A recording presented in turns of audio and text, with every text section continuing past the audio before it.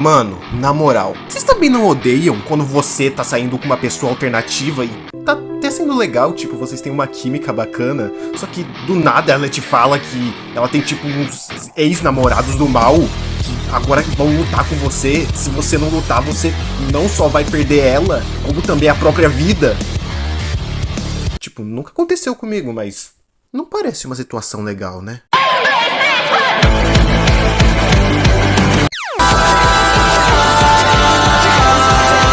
Saíram faíscas,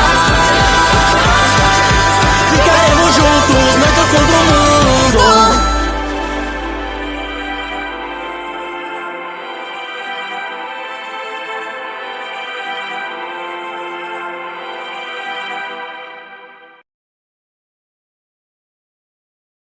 Oi, aqui quem fala é o Deku, e eu não sou um ex-namorado malvado. Até porque pra ser ex, tem que algum dia ter sido um namorado. E isso nunca aconteceu. Eu odeio minha vida. Scott Pilgrim é uma franquia com uma ascensão muito maluca, se parar pra pensar. Tipo, começou como uma HQ independente criada por um cara de 20 e poucos anos e virou uma base cultural até os dias de hoje. Tipo, até mesmo quem nunca ouviu falar da franquia já meio que sente os impactos que ela causou. Qual é? Scott Pilgrim praticamente criou as girls. E os caras ficam pagando pau pra elas. Só que eu, junto de muita gente que conhece a franquia, inclusive, acabou por só consumir por muito tempo só um filme de Scott Pilgrim. E na época que eu assisti o filme, eu era bem pequeno e na verdade, eu não entendi muita coisa do que eu tava vendo, não. Mas com o lançamento do anime, eu vi muita gente começando a se interessar pelo resto da franquia, e aí eu decidi tomar vergonha na cara. Então eu vi não só o filme de novo, mas também todas as outras obras. E eu decidi fazer esse vídeo não só pra me redimir do pecado de só ter assistido o filme durante anos, mas também pra finalmente dar o crédito pras outras coisas da franquia que realmente são muito boas e deveriam ser tão famosas quanto o filme ou o anime. Dito isso, vamos começar essa bagaça. Acho que um bom lugar pra começar se falando sobre uma obra é falando sobre quem criou ela. Nesse caso, sendo Brian Lee O'Malley, ou alguma pronúncia muito perto disso. De acordo com o Google Books, Brian Lee O'Malley nasceu em 1975 e é um quadrinista canadense que atualmente mora em Los Angeles. Brian criou a cultuada série Scott Pilgrim. E é literalmente só isso. Porra, Google Books! Agora na poderosíssima Wikipedia, e um resumo bem resumido do que a gente precisa saber da carreira dele. Antes de começar a criar as próprias histórias, ele já ilustrava e escrevia para a editora independente Onipress, que posteriormente não só iria lançar a primeira obra original dele, Lost at Sea, que aparentemente já tinha um tema de amadurecimento ou coisa do tipo, mas também pela Onipress ele acabou publicando a sua obra mais famosa. Que eu não preciso falar qual que é, né? E quanto à vida pessoal dele... Eu vou só ler o que tá escrito aqui. O'Malley é meio coreano e meio franco-canadense. Em 2004, O'Malley se casou com a colega cartunista Hope Larson. Eles viveram juntos em Toronto em 2004, Halifax em 2005, Carolina do Norte de 2008 a 2010 e Los Angeles. Eles se divorciaram em 2014. Tipo assim, eu acho que tá faltando bastante coisa pra falar da vida dele, assim. Mas sei lá, vai que uma dessas poucas informações é útil pra gente no futuro.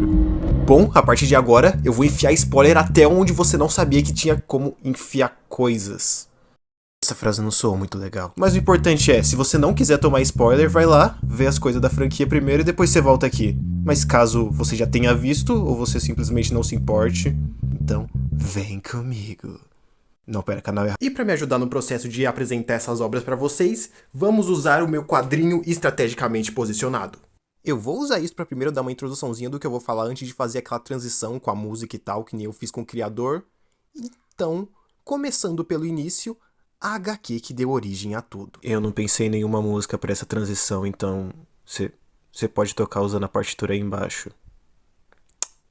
Eu poderia perder algum tempo falando aqui sobre como é o nosso protagonista e explicando mais ou menos como é a personalidade dele, mas a HQ já faz um trabalho melhor que eu nisso. Afinal, que forma melhor de mostrar que seu protagonista é um herói falho do que com a primeira frase da HQ sendo: Scott Pilgrim está saindo com uma menina do ensino médio. Entenderam o que eu quis dizer? E logo em seguida a gente conhece o nosso grupo principal. E eu acho que é uma boa apresentar cada um. Vamos começar pelo quer dizer, protagonista, Scott Pilgrim. Tirando a quase falta de bom senso e moralidade desse rapaz, no geral ele é só um cara bem bobão e alegre. E até que gente boa, de certa forma. A HQ faz muito bem em não te deixar exatamente com raiva do Scott, tipo, você acha as ações dele muito ruins, mas você não exatamente acha ele uma pessoa ruim. E aos poucos, durante a história, o Scott vai evoluindo como pessoa. Mas isso ainda não aconteceu. A gente tá no primeiro capítulo ainda. Temos o Stephen Stills, que por algum motivo o Scott sempre chama pelo nome completo. Como a própria história diz, ele é o talentoso. Basicamente, ele é o único cara que realmente tá se importando com a banda que eles têm. Ele é bem ansioso, tipo, bem ansioso mesmo. E ele namora simplesmente o ser humano mais irritante do mundo. Eu te odeio, Johnny. Queime no inferno. Também temos a Kim. Ela é a baterista da banda e ela é sempre tipo... Ai, estou cercado de idiotas, o que é verdade. Mas dá pra sentir que ela é aquele tipo de pessoa que finge não se importar com as coisas, quando na verdade ela se importa bastante. Ah é, ela também já namorou o Scott, mas ela não gosta que lembrem disso. Não tiro a razão dela. E por fim tem o jovem Neil, que definitivamente existe. Então o Scott conta como ele conheceu essa namoradinha dele, que... ela tava com a mãe dela no ônibus, aí os livros dela caiu no chão e ele pegou.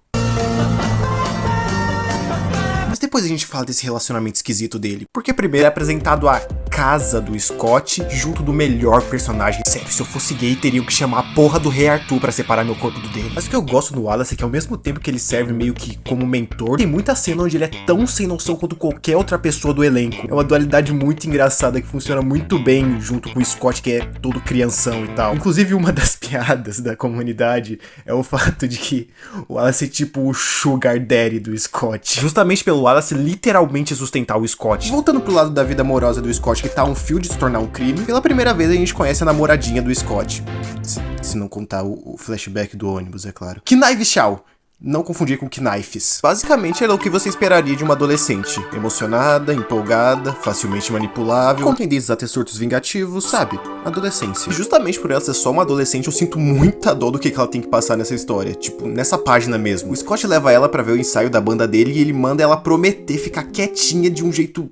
muito esquisito, na verdade. Como se ela fosse um bebê. Tanto que até o Stephen fica tipo, o que cacete tu tá mandando ela falar, Scott? Isso inclusive é algo legal de comentar. Apesar de tudo, nem mesmo os amigos do Scott concordam com as merdas que ele faz. O tempo todo eles estão falando o quanto ele é um ser humano desprezível. Principalmente aqui. E nesse capítulo mesmo, ela insinua fortemente que o Scott tá só usando a Knives. O que é obviamente verdade. Até o Wallace, na primeira vez que encontra a Knives, diz com todas as letras que ela é boa demais pro Scott. Até mesmo quando a irmã do Scott liga pra ele...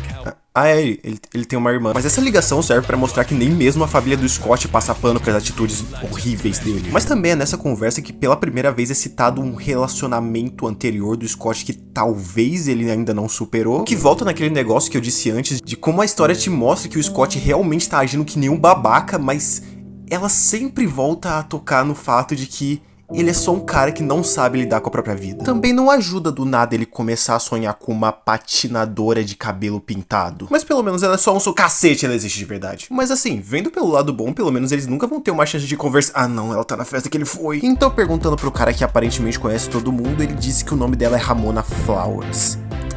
E isso deu coragem pro Scott ir falar com ela. Então ele elogia o sapato dela e pergunta se ele tá sonhando. Mestre da sedução. E depois de ter essa conversa esquisita com ela, ele fica ainda mais bizarro espreitando ela até que ela saia da festa. Como que esse cara ainda não tá preso? Então perguntando mais um pouco, ele acaba descobrindo que ela acabou de se mudar vinda de Nova York. Além de que ela tá trabalhando pra Amazon fazendo entregas. E o principal pra mente degenerada dele, ela acabou de terminar o namoro. Então tentando contar com a maior sorte do mundo ou conveniência, ele decide fazer um pedido na Amazon pra ver se a Ramona entrega pra ele. Aí ele senta e fica esperando. Não é como se isso fosse... Caramba, que entrega ele tem uma namorada, né? Esse encontro entre os dois é triste. É a forma mais simples pra explicar. Ele é basicamente o contraponto de um encontro que eles tiveram mais cedo, só que agora com o Scott completamente desinteressado. Com algumas coisas até sendo diretamente opostas do que aconteceu no encontro anterior. Tipo agora ela querendo provar a blusa de frio, ou quando ela disse que nunca tinha beijado um garoto e... a expressão do Scott representa a mim. Quem aí topa voltar pro Scott obcecado por uma garota que ele mal conhece ao invés disso? Ai, ótimo. Então, vendo através do sonho que a Ramona finalmente tá chegando pra entregar o pacote dele, ele nem espera ela tocar a campainha e já abre. Obviamente, a Ramona fica muito confusa e o Scott tem mais um momento de mestre da sedução. Eu não gostaria de sair qualquer dia desses. Acho que podíamos ter um encontro. Aprendam com o mestre. Pulando do lado mais creepy dessa conversa, o Scott acaba falando pra ela sobre o fato dele tá sonhando com ela e tal. E ela responde falando sobre um negócio chamado rodovia subespacial que passa por dentro da cabeça dele. Eu imagino quão confusa deve ter ficado as pessoas que leram isso no lançamento. Tipo, do nada uma outra dimensão que passa pela cabeça dos outros pra fazer viagens ultra rápidas. E uma história que até agora parecia só um triângulo amoroso estranho. E aparentemente essa rodovia é uma coisa que nenhum canadense sabia. Então tá, né? E depois do Scott lembrar pra ela que os dois já conversaram e ela perceber que ele ficou completamente obcecado por ela, ela decide sair no encontro com ele?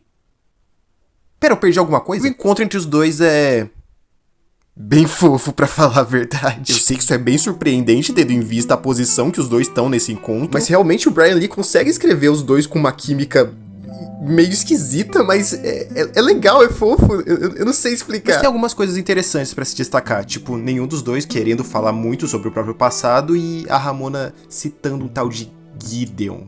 Gideão? Só que o encontro meio que é interrompido quando começa a nevar e a Ramona decide usar uma das portas do subespaço pra levar o Scott pra casa dela pra dar um chá pra ele. É literalmente chá. E pra que o moleque não vire a esposa do Sr. Frio, ela decide pegar um cobertor pra ele. Só que o Scott não aguenta esperar e vai atrás dela. Chegando justamente no momento em que ela tava se trocando. E eu acho que a Ramona meio que mudou de ideia sobre qual chá ela quer dar. E quando os dois já estão finalmente na cama, ela muda de ideia de novo. Pelo visto ainda tem uma chama de bom senso nessa mulher. Mas ela acaba deixando ele dormir na casa dela. E no dia seguinte, o Scott acaba convidando ela pra ver a Sex Bob-omb tocando. Que, no caso, é a banda dele, que por algum motivo eu não tinha falado o nome até agora. Nunca pergunte a Sex Bob-omb quem é o Bob. Que estranho, vocês também sentem como se tivesse alguma coisa que impede o Scott e a Ramona de ficarem juntos. Ah, olha só, que Knives cortou cabelo. Aí tu tá vacilando, né, irmão? Aí não. Inclusive, vocês não acham que ela tá parecendo um pouco com a... Não, sai, tira isso, sai. Bom, quando o Scott volta pra casa, ele já vai todo animadinho contando pro Wallace sobre a Ramona e tal. E o Wallace simplesmente manda braba. Você dormiu com ela?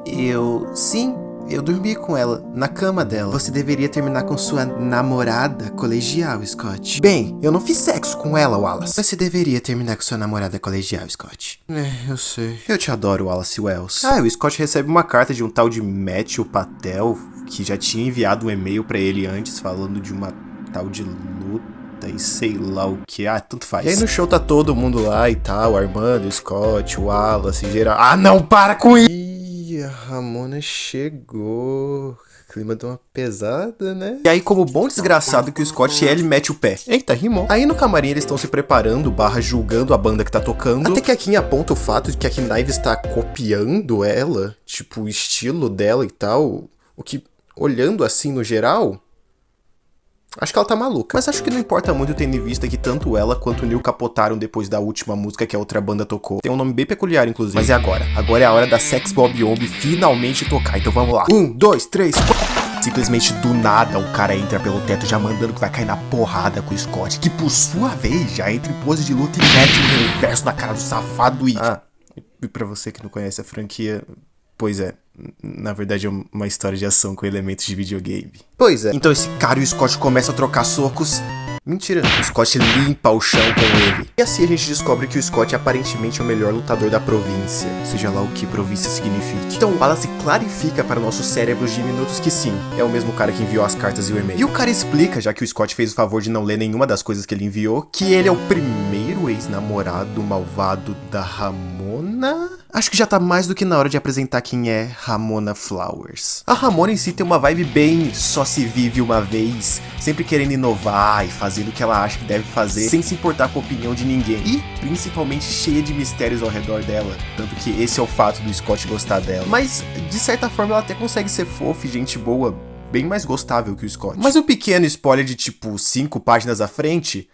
A Ramona tem 7 ex-namorados malignos que formam uma organização pra atrapalhar a vida amorosa dela. E pelo que eu aprendi em Ace Attorney, isso parece ser bem mais do que só dedo podre. Boa parte dos ex-malvados só entraram nesse plano porque a Ramona destroçou o coração deles de alguma forma. E justamente pela Ramona não ser flor que se cheire, que ela e o Scott são perfeitamente imperfeitos um pro outro. Mas voltando pra luta, a Ramona conta sobre o relacionamento que ela teve com o Matthew. Na 7ª série. Claramente alguém não é muito bom em superar, né? Basicamente, na época, todo mundo tava afim da Ramona, e pra espantar eles, ela namorou o Patel. Pra que, usando os poderes místicos que ele tem, ele pudesse deixar os caras longe dela. Só que depois que finalmente já não tinha mais ninguém pra pegar no pé dela, ela deu um fora nele. Pera. Poderes místicos? Então, lembra que eu disse que era uma história de ação com elementos de videogame? Bom, cada ex-namorado tem, entre aspas, uma mecânica única na forma como eles lutam. No caso do Matthew, ele invoca umas demônios líderes de torcida que voam e atiram bolas de fogo. Uou! E pra lutar contra isso, o Scott começa a fazer um discurso onde ele rima e faz poses gulosas junto dos amigos dele. E de alguma forma, fazendo isso, ele consegue paralisar o Patel e finalizar ele com um murraço. E o cara vira moedinhas. Eu não entendi o que acabou de acontecer, mas eu achei incrível. Inclusive, esses dois aqui não eram pra estar desmaiados? Enfim, os dois pombinhos problemáticos saem do local do crime e a Ramona explica todo o lance da Liga dos Ex-Namorados que eu expliquei pra vocês agora há pouco. E o nosso menino peregrino manda o equivalente de confia que o pai mata no pé. E a Ramona fica toda felizinha. Pelo menos até o Scott perguntar se aquele tal de Gideon que ela tinha falado antes é um desses tais ex-namorados. Então ela faz uma cara estranha e a cabeça dela começa a brilhar. Eu inicialmente pensei que era só uma forma de desenho pra representar o desconforto dela, ou sei lá, mas não. Dentro do universo a cabeça dela realmente tá brilhando. E novamente a expressão facial de Scott Pilgrim me representa por completo. A partir daqui os capítulos vão seguir meio que um padrãozinho de ter um ex-namorado que vai ser a ameaça da semana ou do ano, porque a comic era lançada anualmente e tal. Não importa. A outra coisa é ter uma parte da vida cotidiana do Scott, tipo o namoro dele com a Ramona, a relação dele com os membros da banda, se preparando pra um show. E lá pro finalzinho o ex-namorado maligno é derrotado e tem mais uma ceninha só pra fechar o arco que foi aberto nesse volume, ou pra ter um cliffhanger safado. Mas aí, que tal o momento Naruto? Porque o volume 2 já começa com flashback. Nesse flashback a gente descobre como o Scott e a Kim se conheceram. Na época ele e essa outra garota chamada Lisa, que não é importante pra história agora, queriam criar uma banda, mas não tinha ninguém pra tocar a bateria por eles. Foi aí então que a Kim e o Scott se conheceram numa aula de geografia e logo de cara já rolou um climinha entre os dois. O que foi bem conveniente depois que eles descobriram que ela tocava bateria na banda da escola. Só que antes deles conseguirem chamar ela pra banda deles, ela meio que tipo foi sequestrada por uma gangue de uma escola rival. Aí você pode me perguntar, por que logo ela foi sequestrada? E eu vou te responder, não importa. Enfim, o Scott vai lá, mete o cacete em todo mundo, incluindo o líder dele chamado Simon, resgata a Kim, chama ela pra ser baterista, tasca-lhe o beijaço na boca. E em seguida mostra vários momentinhos do relacionamento deles e que aparentemente acabou porque o Scott teve que se mudar pra Toronto, que é onde a história atualmente se passa. O que significa que posteriormente a Kim também foi pra Toronto. Agora, o porquê deles não terem reatado o namoro? Bom, é porque... Então, voltando pro presente, acho que é importante já dizer que o Scott terminou com a Knives, porra! Deus é generoso! Só que Knives que eu acho que não ficou muito bem com isso. Mas ela supera, né? E agora com a Ramona, what the fuck? A Ramona mudou de cabelo? Eles apresentam uma das características principais dessa jovem mulher. Mudar de cabelo toda hora. É sério, praticamente em cada volume ela tem um estilo de cabelo diferente. Que numa história preto e branco, às vezes complica um pouco, né? Enfim, voltando agora com a Ramona sendo oficialmente a namorada dele, ela é oficialmente apresentada pros amigos do Scott. Mas a parte importante disso é que a Ramona, depois de descobrir que a Kim já namorou com o Scott, fica meio curiosa pra saber como foi o relacionamento deles dois. Mó burrona, só leu o começo do volume. Mas essa curiosidade da Ramona é justamente o gatilho inicial pra amizade que ela e a Kim vão construir durante a história. Que não é nada muito wow, mas é uma amizade legal. Mas eu sei o que vocês querem ver. Vocês querem ver dedo no cu e gritaria. Então beleza. Graças ao Wallace, a gente descobre que o próximo ex-namorado da Ramona se chama Lucas Lee. Ele é um ator de cinema ultra famoso, gato, palavras da própria história, e aparentemente o que faz ele ser maligno é que ele é um vendido. Mas, pensando assim, 90% dos atores também não seriam malignos. E quanto ao relacionamento que ele teve com nossa entregadora e girl, foi, de acordo com a Ramona, no primeiro colegial, que é bem mais aceitável em termos de dor de cotovelo. Ela disse que os dois faziam teatro ou matemática juntos, como na época ele sendo só um magricelo chato que ela só saiu porque ele insistiu muito. Mas que aparentemente não foi nada muito sério, que os dois terminaram depois de um mês de namoro sem ser por algum motivo cruel como da última vez. O que, analisando só um pouquinho, já fica estranho, pois não explica por que ele tá dentro desse plano maluco de exes malvados.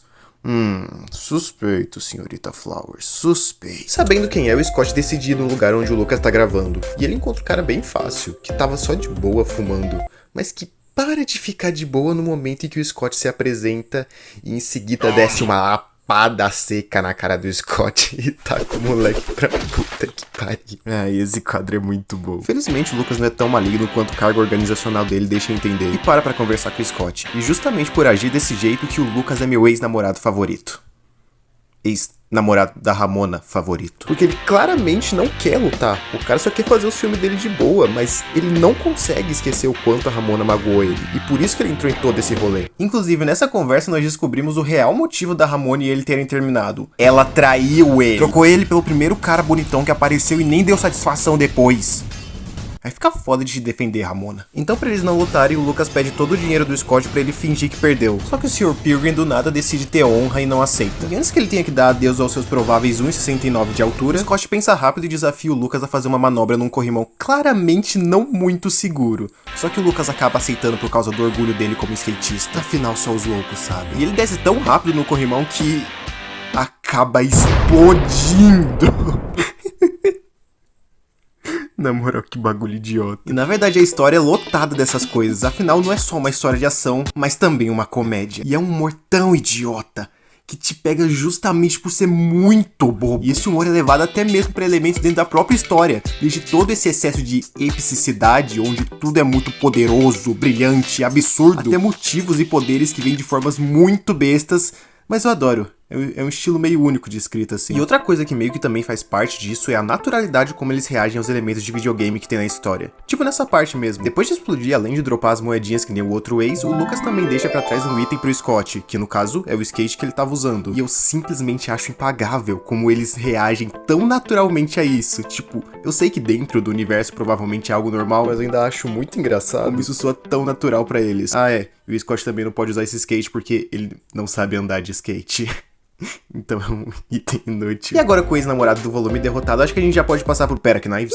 Então, lembra quando eu disse sobre a tendência adolescente de surtos vingativos? Pois é, depois do Scott terminar com ela, a bichinha até tentou falar com ele, mas meio que acabou encontrando ele já com outra.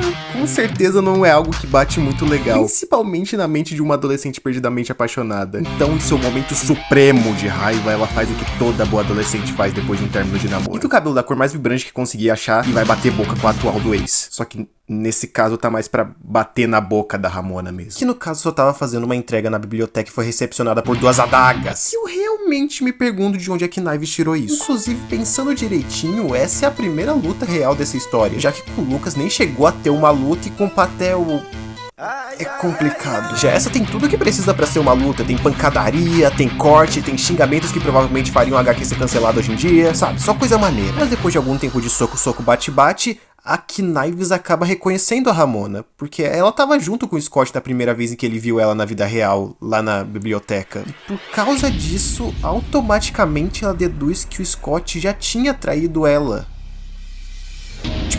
Tá certo, mas não nessa época. Realmente foi um baita chute de sorte. Mas por fim a Knives vai embora deixando uma cartinha que demonstra toda a maturidade de uma garota no auge da adolescência. Só que antes do Scott descobrir esse pequeno probleminha com a ex dele, ele é atormentado pela outra ex dele, que no caso é a ex que ele ainda não superou e deixou ele numa deprê fudida por anos. E ela tá convidando ele, os amigos e a Ramona pra irem ver o show da banda dela. Que programa bacana pra se fazer no fim de semana, né? E o Scott, completamente desesperado com a volta da ex, acaba aceitando. E cara, tu sabe que a mulher é o capeta quando até o Wallace entra no modo sério ouvindo o nome dela. E indo no show da ex do Scott, eles têm mais 2 surpresinhas. A primeira é que a Knives tá lá saindo com o Neil? O Neil vai ter alguma importância nessa história? Nem. E a segunda surpresa batuta é que o baixista da banda e o atual namorado da ex do Scott é o terceiro ex-namorado do mal da Ramona. Realmente faz muito sentido o nome do próximo volume ser Tristeza Infinita. Já que estamos no show dela, bora apresentar quem é Envy Adams. Snob, nojenta, entojada, metida e invejosa. Essa é a Julie, mas também serve pra Envy. Envy, pra você que não assistiu todas as temporadas de Dora Aventureira, significa inveja. E é só um apelido nesse caso. Caso não fosse, eu poderia considerar que talvez ela realmente seja um homúnculo. Com base nos flashbacks que vão aparecendo durante o volume, a Envy era uma nerdola tipo Scott, só que com o tempo foi ficando popular graças à banda que eles tinham, que era tipo uma proto-sex Bob Omb. E depois de virar popular, ela mudou completamente a personalidade e virou uma cuzona. terminando um dia com o Scott porque ele não quis assinar um contrato com uma gravadora ou algo assim. Mas o Scott acredita até hoje que foi por causa do corte de cabelo que ele tava usando naquele dia, sendo meio que um trauma dele até hoje. Enfim, ela junto com a banda dela, Clash at Demon Head, que inclusive eu descobri enquanto gravava que é o nome de um jogo, aborda um grupo do Scott e levam eles por bastidores pra bater um papo. Climinha gostoso. E a Julie, que é uma arrombada completa, fica toda de elogios e conversinha pra cima da Envy só pra tentar fazer uma amizade com ela de novo, porque agora ela é famosa. Isso não é importante pro segmento da história, eu só me toquei que ainda não tinha dado nenhuma prova que a Julie é uma cuzona. Mas aí eu penso, tá, se nessa banda tá a ex do Scott, que é tipo bem horrível, e o ex-namorado maligno da Ramona, será que a baterista deles também... Cacete, ela fuma, com certeza ela é do mal.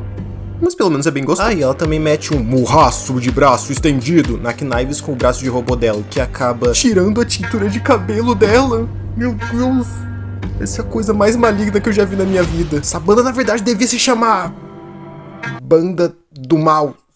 Sei lá, eu não sou bom com xingamento inteligente. Mas depois de toda essa tensão, o Scott não aguenta e parte pra cima do ex da Ramona, que desvia do soco e começa a levitar o Scott. E ainda explica que esses poderes psíquicos vêm do fato dele ser vegano. Aí ele consegue usar 100% do cérebro dele. Eu acho que não é assim que funciona. Todd Ingram é possivelmente o ex-namorado mais babaca em todos os sentidos. O cara tem complexo de superioridade por ser vegano, que é bem verossímil com a vida real. É um filhinho de papai Mauricinho safado e ainda é um fodendo do infiel. Eu não vou nem fazer suspense pra isso. Todd tá traindo a Envy com a baterista da banda deles na cara dura. Esse merda é simplesmente tudo de desprezível que existe no mundo. Não dizendo que veganos são desprezíveis. Aí o Scott é jogado pra longe 2 vezes, e eles marcam de lutar outro dia porque tá tarde e eles já estão a 40 páginas no mesmo cenário. Acontece alguns diálogos sobre o fato da Envy ter voltado e tal, todo mundo meio bad, apreensivo, mas nada muito importante não. Dá pra pular pra luta marcada entre os dois, que é nesse lugar chamado Honest Edges, e que eu sinto que é uma piada com a loja que existe na vida real, porque eles têm tipo um colapso mental ficando lá dentro, e o Scott pega umas roupas pra se defender da pressão de querer comprar? Não sei. O importante é que o Todd dá uma coringada e explode o lugar todo. Pois é, hora de remarcar a luta de novo. Então agora Sex Bob Homem vai tocar num show antes da banda da Envy. Pelo menos na minha cabeça, eles deviam usar isso como marketing. Imagina, venha ver essas duas bandas tocando e ainda ver uma porradaria de brinde. Eu acharia bem hype. Mas essa situação tá tão tensa pra todo mundo que a Ramona e o Scott nem conseguem furunfar sem pensar na Envy. E aí então, no meio de uma dessas brochadas, a Ramona conta sobre a história que ela teve com o Todd. Dessa vez incluindo o flashback novamente. Por que não teve flashback pro segundo ex, hein? Sacanagem com meu mano Lucas Lee. Basicamente a história é que ela conheceu o Todd enquanto namorava o Lucas e fez a pior troca de namorado do universo. Os dois eram tipo aqueles tipos de pessoa de morte ao governo, até que o Todd virou vegano e sumiu por um tempo. E depois que voltou, ele quis provar o amor dele pela Ramona e... furou a lua! O Robotnik tá tão orgulhoso. Vou mijar na lua! Também nessa conversa é quando a Ramona pergunta sobre o relacionamento que a Kim e o Scott tiveram, e ele dá uma resposta que eu não lembro de ser exatamente o que aconteceu não, viu? Aí a gente vê a Knives chorando, coitada. E puta merda, a Ramona mudou de cabelo pela segunda vez nesse volume. Tenha piedade da minha facilidade de confundir personagens em preto e branco. Aí o Scott reclama que quem deveria ter mudado de cabelo era ele, e a Ramona realmente corta o cabelo dele. Que mulher cheia de habilidades, não é mesmo? Ah, e o Scott conta o verdadeiro nome da Envy, que é Natalie. Enfim, dia do show. E o Stephen tá vomitando de nervosismo. Clássico Stephen Stills. E a Kim tá bem diferente como sempre. Até passou a noite passada fazendo colagens na agenda dela. A HQ deixa bem claro o que isso significa. Enquanto isso, o Scott vai pro lado de fora e se encontra com a Envy, que quer ter uma conversa normal com ele. E essa cena acontece. Então você não quer conversar que nem gente normal? Nath... O quê? Por acaso alguma vez a gente já conversou que nem gente normal? Essa é a última vez que eu te deixo me chamar assim, Pilgrim. Eu gosto muito dessa cena. Bom, do lado de dentro, enquanto aquela banda que também apareceu no primeiro volume toca sem instrumentos? Ok. Aqui conta pra Ramona sobre o relacionamento que ela teve com o Scott, que é também bem diferente do que a gente viu naquele flashback. Que porra de relacionamento de Schrödinger é esse? Ela diz que naquela época ela tava obcecada por um tal de Simon, o líder da gangue rival. Ela também fala que esse Simon que ela gostava acabou se mudando e depois apareceu o Scott e os dois acabaram namorando. Tá, Eu vou assumir que ela tá mentindo por vergonha da verdadeira forma como eles começaram a namorar ou algo do tipo. Eita pô, tô te dando uns amassos nervoso com a baterista na frente de todo mundo. Do lado de fora, o Scott acaba encontrando a Knives depois que a Ivy saiu. Acho que já dá pra batizar esse canto como grupo das ex-namoradas malucas. Eles têm uma conversa que novamente me faz ficar muito triste de como a Knives é muito apaixonada pelo Scott, e dessa vez até o Scott fala que foi um babaca, mas infelizmente a coitada tá sob os efeitos da terrível maldição do amor. Falando até mesmo que só tava saindo com o Neil porque ele é fisicamente parecido com o Scott. Pobre menino jovem Neil. Mas do lado de dentro, esse negócio de ficar alterando o ponto de vista é difícil de narrar, viu? Aqui os tios deixam a Ramona sozinha pra ele se preparar pro show, e nesse momento a Ivy chega pra atormentar a Ramona. Ela fala sobre uma coisa que de novo tem relação com o tal do Gideon, falando sobre um lugar chamado Teatro Caos, que eu sei que não tá traduzido, mas eu não ligo. E ela fala uma frase que me faz acreditar que de certa forma a Ramona tá usando o Scott pra derrotar os ex-namorados malvados ao invés de realmente estar perdidamente apaixonada por ele. Que realmente faz bastante sentido. Não que eu ache que ela não goste do Scott, mas seria forçar demais dizer que nesse pouco tempo que os dois se conhecem, eles estão perdidamente apaixonados um pelo outro. Nessa versão, pelo menos. Mas então a paciência da Egrilo simplesmente esgota e a Ramona já não quer mais ouvir o que essa vadia tem pra falar. Da bolsa dela, que é conectada ao subespaço e por isso tem tipo espaço infinito, puxa o marretaço. Então começa o quebra-pau. Tem marretada, tem chute na cara, tem o Wallace sendo um comentarista melhor que o Galvão Bueno. Que coisa linda. Mas a Ivy, com os pedaços de concreto que ela chama de botas, consegue derrubar a Ramona, indo então marretar a menina da marreta com seu próprio marretão. Porém, antes que a Ivy consiga reproduzir o meme do Morre Praga, um ataque surpresa, Knives Shaw salva a Ramona Flowers, dizendo que só quer que Scott Pilgrim seja feliz. Que bonito, cara. Mas a luta é cortada com a Sexy Bomb começando a apresentação deles, com todos vestidos de preto. Mas então Scott vê que a Ivy aproveitou a deixa pra atacar as duas por trás. Então ele pula do palco e cutuca a parte de trás do joelho da Ivy, fazendo ela cair de tesão. Esse negócio do ponto G é uma loucura. Mas isso obviamente deixa a Ivy emputecida ao máximo e ela pede pro Todd matar todo mundo. Mas se vocês lembrarem, eu acho que o Todd tá ocupado em algum outro lugar. Uma coisa aí, né? Quando a Ramona aponta que ela tá fazendo cosplay de Luísa Sonza, ela conta sobre a história dela com o Todd. Como os dois eram namoradinhos de infância, mas ele acabou se mudando. E depois disso ela nunca mais conseguiu amar ninguém. Até o dia em que ele voltou e os dois prometeram ser fiéis um ao outro. Com ele até furando a lua de novo pra ela. Piccolo está morrendo de inveja. Aí a Ramona fala tipo, então, meio que ele furou a lua pra mim também. E a Ivy finalmente cai na real. E o Todd voltar com uma calcinha na cabeça, fechando o zíper e com a baterista, meio que também ajudou ela a entender. Agora, putaça, ela vai pra cima deles e arranca fora o braço da mina na martelada. A Ramona até faz uma piada da Kim colocar na agenda dela como lembrancinha, mas a Kim diz que era só zoeira e ela não tem uma agenda. E na verdade ela tinha passado a noite fazendo aquela roupa que ela tá usando. E quanto ao Todd, acho que ele não tem as bolas de ferro. E o cara revida sem dó, mandando a Ivy pra casa do caralho. E o Scott já chega na guitarrada. Putz, é um baixo, né? Então ele chegou na baixada? Tanto faz, porque os dois vão começar um duelo de baixo. O Todd ataca ele com poder psíquico. Mas então aparece aquela outra banda que era muito ruim e agora não usa instrumentos, falando sobre terem conseguido liberar a habilidade de tocar apenas com a força de vontade. E tanto faz também, eles tentam ajudar, mas eles não dão conta também. Então, já quase sem esperança, o Scott clama por um deus ex-máquina, que vem logo no quadro seguinte na forma da polícia vegana, que veio tirar os poderes veganos do Todd porque, adivinha, ele não tava sendo vegano porra nenhuma. O cara tava comendo sorvete, frango à parmegiana e os caralho tudo e foda-se. O cara é falso em todos os sentidos da vida dele. Então a polícia vegana tira os poderes dele e o Scott mete uma cabeçada tão bruta que o cara morre na hora. E deixa uma vida extra pro Scott. Legal. Acho que o objetivo é a gente esquecer que ele tem isso pra ser usado em um momento chave e a gente ficar surpreso quando lembrar. Então vamos tentar esquecer pra ser surpreendente no futuro. Enfim, a Sex Bomb toca mesmo depois de tudo isso e tem várias pessoas comentando sobre a banda, incluindo essa figura sombria misteriosa que vai embora de forma sinistra e ameaçadora. Deve ser só um bêbado qualquer. Bom, a Ivy acaba indo embora num clima bem esquisito, mas acho que ser corna torna a Ivy uma pessoa menos desprezível que a Julie no final. Oba, é verão! Prefiro inverno. Mas olha que legal, a partir do volume 4, no começo, passa a ter esse guiazinho que explica mais ou menos os personagens que já apareceram e vão ser importantes nessa edição. E desses daqui, acho que eu só não falei desses dois, porque eles são tão irrelevantes quanto o Neil. Esse é a colega de trabalho da Kim na locadora onde ela trabalha e esse é o colega de quarto da colega da Kim. E é isso. Oh my god, cores! E pra, sei lá, as duas pessoas que chegaram nesse vídeo do nada e talvez viessem me chatear sobre isso nos comentários, as imagens dos personagens coloridos que eu usei algumas vezes até agora no vídeo vêm de uma edição completamente colorida da história. Eu só vi algumas páginas pra pegar as imagens, mas é inegavelmente muito bonito. Mas voltando pras páginas especiais coloridas, eu acho muito engraçado que já começa com o Scott tentando falar que ama a Ramona, mas ela fica cortando ele até ele falar pros dois se pegarem. Então a Julie tem a primeira e única frase que eu concordo e a gente descobre, depois do Scott levar uma bolada, que eles estão na casa de praia da tia da Julie pra comemorar o aniversário tanto dela quanto do Stephen. E aí todo mundo foi junto, incluindo a Knives, que nesse ponto nem tá ficando com o Neil. Quem que trouxe ela junto? Aí tem essa cena fofinha da Ramona falando que o Scott é o cara mais legal que ela já namorou, que eu também concordo que é bem triste. Essa cena é um ótimo template de meme também. E agora voltando pro preto e branco, eles estão fazendo aquele ritual esquisito, onde fazem uma fogueira, entorpecem os sentidos com elixires enquanto são banhados pelo reflexo do luar. Acho que os jovens chamam isso de luau. E eu posso estar errado, mas eu acho que eles não deviam estar dando bebida pra essa menina. Mas pedir bom senso pra esse grupo é demais, né? Com eles já estando com tanto álcool no corpo que já podem ser considerados bimotores, eles voltam pra casa de praia com todo mundo embriagado. Ironicamente, não o nosso herói errático, porque ele não bebe. O que é uma piada bem recorrente pensando agora. A Ramona então pergunta pela Kim, com o Scott inclusive ficando meio sem entender esse interesse dela pela Kim esses tempos. E tem essa cena engraçada dela dizendo que as duas vão se casar. O Stephen diz então que talvez ela esteja ajudando a Knives passando mal, e o Scott vai verificar. Aí... essa parte... ele vai até o quarto, escuta as duas falando uns negócio estranho, meio grog, e...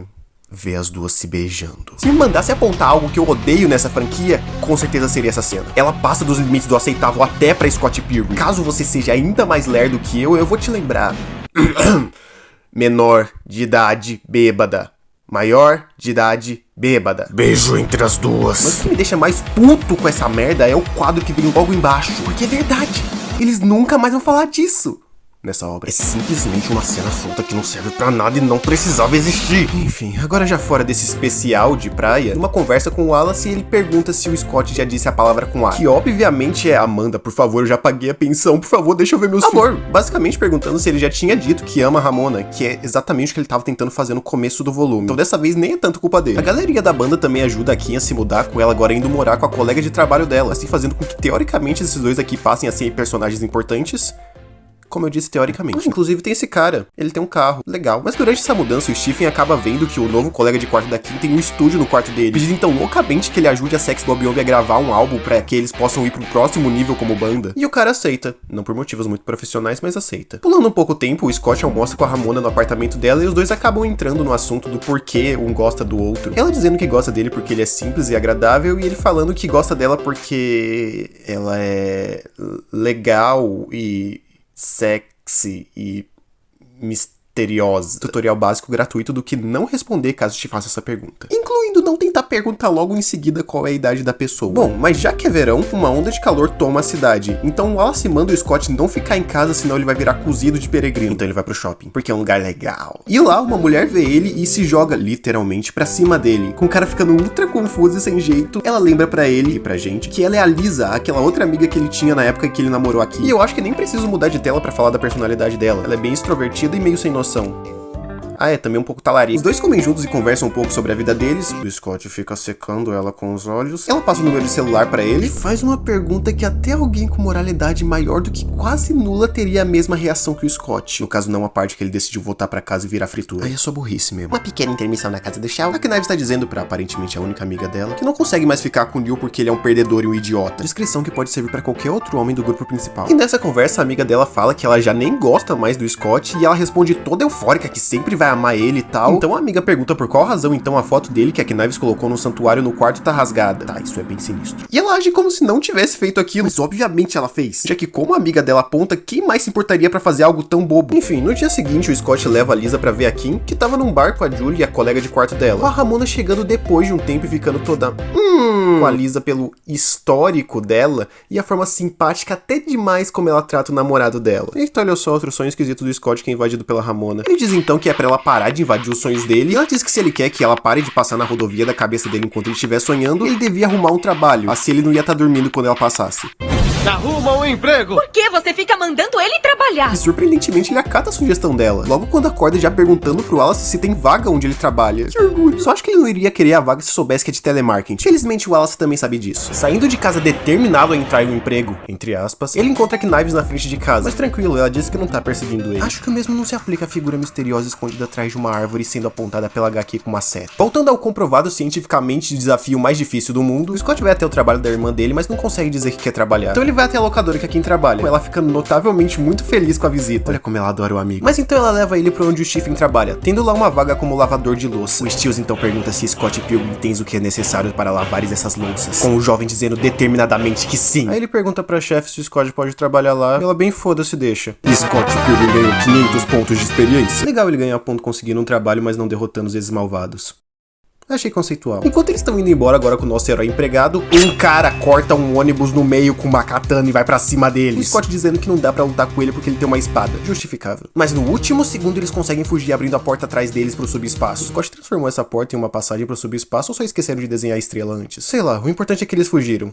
E é quem perdeu os sapatos. Que dó. Pulando um pouco, Scott então chama a Ramona pra um ensaio melhor. Gravação do álbum da banda. Depois do Stephen se matar gravando, não literalmente, eles se encontram com a Kim e a Lisa pra comer. Ah, e o cara que tem um carro também tá aqui. Oi, cara que tem um carro. Bom, depois da Julie ser a Julie, eles fazem um sensato, que é xingar ela. E a Lisa junto da Ramona vão fumar. Não, elas vão ficar do mal assim. Aí é que Knives aparece junto do Stephen. Pera, isso é um bar, né?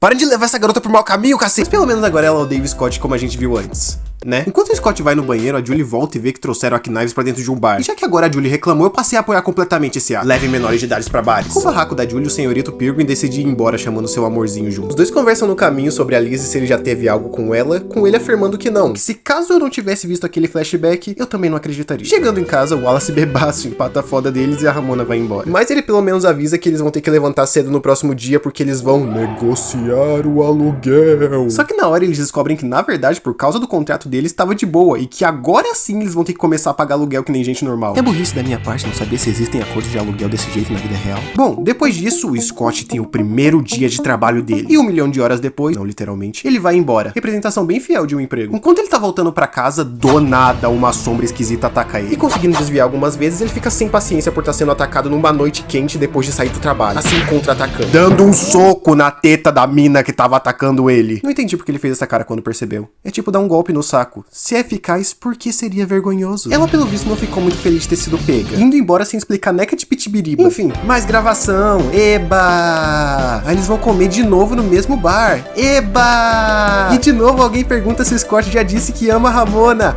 Eba! Inclusive isso leva a uma piada que realmente não funciona no português. Ele e a Lisa então saem do bar pra ela fumar e ela vem com uns papos muito torto. Primeiro dizendo que é mau sinal a Ramona querer ficar em casa ao invés de ter ido no mesmo bar pela terceira vez seguida. E também tem ela falando como no passado eles nunca foram atrás de ficar juntos enquanto chega muito perto do Scott. Mas felizmente ele não tá mais no patamar de fanboy do Neymar que ele tinha no primeiro volume. Já em casa, os dois colegas de quarto conversam sobre a situação do aluguel deles, cogitando de pra onde o Scott podia ir caso eles decidissem ir embora dali. Com o Wallace dando a possibilidade de talvez ele ir morar com a Ramona. Falando como alguém que nunca teve um relacionamento... Calado, você não está no seu local de fala. Bom, no outro dia indo pro trabalho junto do Stephen, aquele cara da katana aparece e o Scott se esconde como um bom covarde. E no trabalho, ele vê aquela mina das sombras junto com a Ramona. A gente escuta um pouco da conversa delas e a safada tá tentando fazer ela acreditar que o Scott tá traindo ela com a Lisa. A gente pensa nisso depois, porque o Scott começou um barraco. E com algumas explicações junto do esforço cerebral máximo que esse Pilgrim pode alcançar, a gente descobre que essa mina é a quarta ex da Ramona. Sempre desconfiei, ninguém que pinta o cabelo é hétero. Roxane, não essa, tira esse troço daqui. Espero que não tenha traído nenhum furry. Vamos chamar só de Roxy pra evitar aquilo. Ela e a Ramona eram colegas de quarto durante o colegial e acabaram namorando. Por que ela também não tem flashback? Ela é uma meio ninja, bem raivosa, patinadora, a pessoa que ensinou a Ramona sobre o subespaço e principalmente tem uma espada. Então já sabe, o menino SP não vai conseguir lutar. Então sobrou pra namorar. Que exemplo de relacionamento. Inclusive o Scott dentro da bolsinha é a coisa mais linda desse volume. As duas então saem do restaurante patinando e vão pro subespaço, caindo na porrada frenética lá dentro. Mas a Ramona acaba baixando a guarda por causa de empatia. E a Roxy vai embora. Eu diria que puta com a situação, mas tendo em vista a conversa que ela tava tendo com a Ramona, acho que o objetivo dela era mais do que só tentar matar o Scott. E depois de toda essa ação, finalmente lembra de perguntar pra Ramona se ele pode ir morar com ela ficando de pensar no assunto. Já não tô mais aguentando falar que eles foram de novo nesse bar. Como que eles estão aguentando ir de novo nesse bar? Enquanto a Sex Bob Homem fica falando sobre coisas de banda. A Lisa tá desconfortável e a Ramona tá sendo o motivo desse desconforto. Acho que se ela ficar olhando mais alguns segundos desse jeito, a Lisa vai ter combustão instantânea. Bem, enfim, depois de saírem, a Ramona confronta o Scott já com a cabeça brilhando sobre ele já ter tido algo ou estar tendo algo com a Lisa ou não. E dessa vez não tem nem o que dizer, ele não tem culpa nenhuma. Ele deu sim umas olhadas esquisitas no reencontro deles, mas no geral ele tá só agindo normalmente com ela e os dois nunca tiveram nada. Caramba, quem diria que o ataque mais funcional a esse relacionamento seria uma fofoquinha. A Ramona vai embora não querendo nem ouvir o que ele tem pra dizer e só sobra pro coitado voltar pra casa e... ele viu que não queria. E também foi demitido. E já que o Wallace tem um convidado lá dentro, o coitado não tem nem onde dormir. Até que revirando os bolsos, ele encontra o número da Lisa. Acho que nem preciso dizer que a reação dele representa a minha. Às 2 da manhã, sozinho na sala com a Lisa. O que poderia dar errado, né? Ainda mais quando ela revela que todo esse tempo ela propositalmente estava se vestindo de maneira sexy porque percebeu a forma como Scott comeu ela com os olhos na primeira vez. Os dois conversam um pouco nesse climinha nada agradável e ele diz sobre a briga que ele teve com a Ramona, dizendo como ela acha que eles tiveram algo, mas eles nunca tiveram. E a Lisa responde que talvez eles devessem ter. Eu nunca imaginei que houveria uma cena de tensão sobre traição, mas ela é cortada pra dar espaço pra outro sonho do Scott. Só que dessa vez quem entra nele é a Roxy. Mas felizmente ele é acordado pela Vitona. E então ele pergunta o que eles fizeram durante a noite e... incrivelmente nada. Boa, 06. Boa, garota. É isso aí. Ela fala que depois daquela frase ele empurrou ela e falou que amava a Ramona. Então ela chorou e ele quis animar ela pedindo pizza. E isso acabou fazendo muito barulho e a irmã dela deu uma bronca neles. E o Scott acabou dormindo por causa do silêncio. Não, ironicamente, o conceito de encontro perfeito. Mesmo sem lembrar disso, ouvindo que ele falou que amava a Ramona, ele levanta determinado e vai até a Ramona... não. Peraí, ele vai pro outro lado determinado pra pegar o emprego dele de volta, conseguindo ser recontratado. Provavelmente por dó, mas é melhor do que nada. Se alguém quiser tá me contratando aí por dó, tô aceitando. Depois de sair do trabalho, ele vai até a irmã dele... Eita, a Knives tá trabalhando na mesma loja que a irmã dele. Ah, espera, não é a mesma loja, é só a mesma franquia. Mas antes que ele possa ir embora, aquele cara da katana aparece de novo. Pera, que? Ele é o pai da Knives? Pois é, pelo visto uma parente da Knives disse sobre o Scott num jantar de família e o pai dela não ficou muito feliz, querendo agora matar ele. Não tiro nem um pouco a razão dele. O Scott tenta se esconder, mas não dá muito certo, então ele mete o pé. De novo dando sorte de encontrar uma porta pro subespaço. Sério que contando dessas portas que tem por aí, nenhum canadense nunca conseguiu ou só não pensou em usar uma delas? Bom, mas com essa porta o menino Peary dá o troco por todos os sonhos dele que foram invadidos e entra na cabeça da Ramona, vendo ela vestindo uma roupa sensual do lado de um trono onde uma figura sombria tá sentada. Eu não sei nem o que comentar sobre isso. Ela expulsa ele de dentro da mente dela, mas pelo menos ela parece mais calma e se desculpa por ter brigado com ele por causa da Lisa. Mas aí o Scott conta sem rodeio nenhum que ele dormiu na casa da Lisa. Que maneiro, não quer cavar logo o buraco do seu túmulo? Obviamente o brilho ataca de novo a Ramona, mas quando eles vão começar a discutir de novo, a Roxy aparece descendo do quarto da Ramona. E ainda perguntando se ela já terminou com ele, levando o Scott a também brilhar, enquanto a Ramona só fecha a porta na cara dele, o moleque completamente desorientado é quase atropelado várias vezes e cai no meio da rua. E uma figura aparece na frente dele, que quando olha pra cima, vê ele mesmo, mas parece que diferente da gente, ele sabe o que tá acontecendo e consegue afastar essa coisa. Porém, enquanto isso, o pai da Knives conseguiu seguir o Scott pelo subespaço e agora tá na casa da Ramona. Nosso herói então pensa rápido e decide botar as duas pessoas que têm espadas pra brigar, com a Roxy achando que o Gideon que tinha enviado ele, começando a lutar de raiva por ele não acreditar nela. Mas logo percebendo que é só outra vez o Scott não lutando as próprias lutas e sendo, perdão pelo palavreado, um maricas. O que analisando agora, realmente ele não derrotou nenhum ex-malvado na porrada. Ele sempre contou com algum artifício externo pra no final só roubar a kill na maior cara de pau. E pela primeira vez, ele percebe isso. Entrando no modo sério, ele vai até a Ramona e diz que não liga pros claros defeitos que ela possui, porque ele ama ela e sabe que juntos eles podem fazer esse relacionamento funcionar. E agora, finalmente tendo declarado seu amor pela mulher de sua vida, ele sobe de level e ganha Poder do Amor, que é o nome da espada também, eu acho. Agora de frente pra Roxy, os dois se preparam e fazem um top cenas clichês de anime. E quando caem no chão, ele vence. Mas a filha da puta morre ainda soltando a bomba que ele vai ter que enfrentar gêmeos da próxima vez. Vou tirar uma roleta pra ver com quem que eu fico puto dessa vez, pera aí.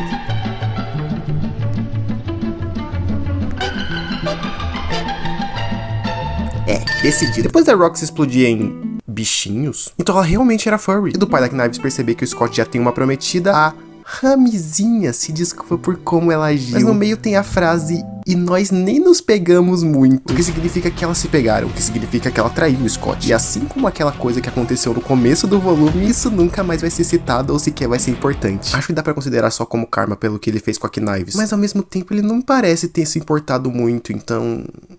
Os dois dizem que se amam e se beijam, já cortando em seguida pra ele se mudando pra casa dela. Que fofo. Temos mais algumas ceninhas de gravação do álbum e da despedida da Lisa, e o final onde finalmente sabemos a idade da Ramona e o Scott disse que queria que esse momento durasse pra sempre. No caso, não a mão dele no peito dela, mas...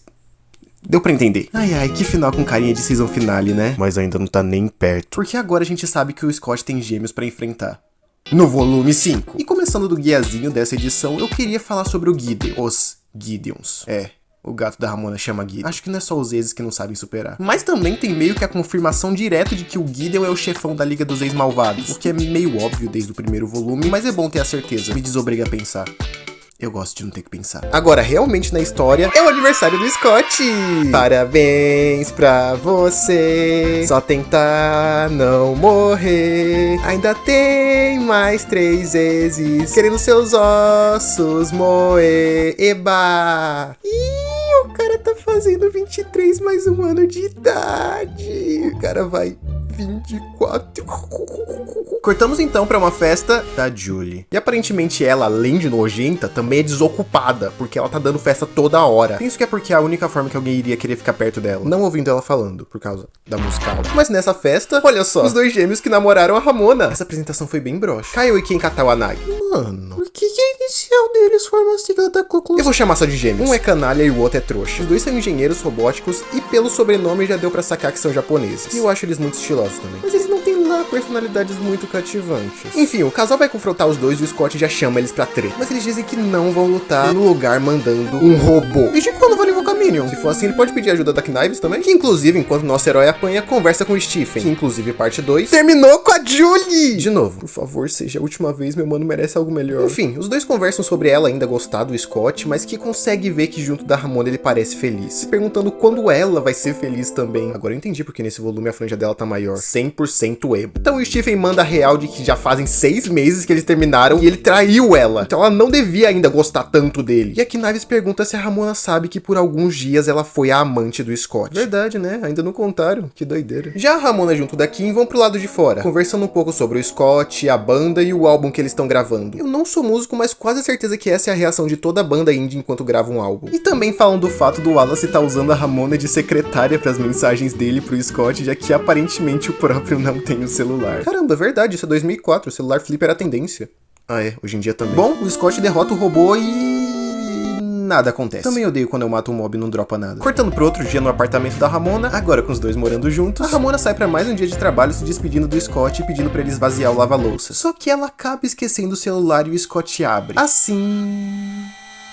E a Ramona volta depois do dia de trabalho. Pois é, o Scott ficou o dia todo jogando no celular e não fez as poucas tarefas que ele tinha. Eu odeio me identificar tanto com o Scott Pilgrim. Depois de jogar o dia todo, o celular acabou ficando com pouca bateria e ela pede pra ele botar pra carregar pra ela. Só que quando ele vai pegar o carregador, ele vê um envelope escrito Gideon. Ele opta por ignorar. Pulando um pouco, vamos pra mais uma gravação do álbum. Eu tô ficando cansado dessa gravação já. Mas boas notícias, eles finalmente vão fazer outro show! É isso aí, foda-se os álbuns, o negócio é o palco. Mas como sempre, eles não estão muito confiantes ou sequer muito preparados pra isso. Que saudade que eu tava dessa ansiedade, mesmo que eles tenham ficado só uma edição sem fazer show. Mas aí os amigos também não ajudam, já que tanto a Ramona quanto o Wallace dizem que não gostam da banda de uma maneira bem seca. Com amigos assim, eu prefiro beijar meus inimigos. E já no dia do show, o comum de sempre. Scott confiante, Kim cagando e andando, e o Stephen a meio segundo de ter um ataque cardíaco. Mas relaxa, brother, vocês vão tocar ela, a Elfa e vão a... Oh, merda, o Scott avisou errado pra Kim. Acho que vai ser menos triste ver seja lá o que vai acontecer entre a Ramona e a Knives no banheiro. Falando assim, soou bem sugestivo. Mas as duas só brigam de novo. E quando a Ramona consegue derrubar a Knives, ela conta sobre o trisal não autorizado que as duas participaram. E pela cara da Ramona, ou o Scott hoje dorme no sofá ou na rua. Quando ela volta pro show...